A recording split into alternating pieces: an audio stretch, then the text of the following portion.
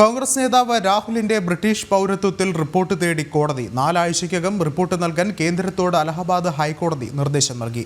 Rahul British പൗരനെന്ന് ചൂണ്ടിക്കാട്ടിയുള്ള 2 ഹർജികളിലാണ് കോടതിയുടെ നടപടി.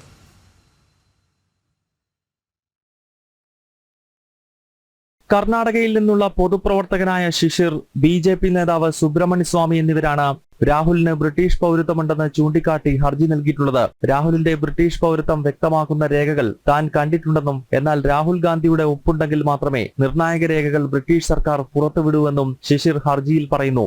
അതിനാൽ CBI അന്വേഷണം വേണമെന്നാണ് ഹർജിക്കാരന്റെ പ്രധാന ആവശ്യം. ബ്രിട്ടനിലെ ഒരു സ്വകാര്യ കമ്പനിയുടെ രേഖയിൽ രാഹുൽ തന്നെ താൻ ബ്രിട്ടീഷ് പൗരനെന്ന് വ്യക്തമാക്കുന്നുണ്ടെന്ന് സുബ്രഹ്മണ്യ സ്വാമിയും ഹർജിയിൽ പറയുന്നു. വിഷയത്തിൽ 4 ആഴ്ചയ്ക്കകം റിപ്പോർട്ട് സമർപ്പിക്കാനാണ് കേന്ദ്ര സർക്കാരിനോട് അലഹബാദ് ഹൈക്കോടതി ആവശ്യപ്പെട്ടത്.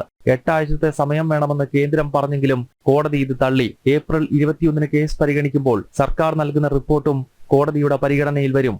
ജനം, ഡൽഹി.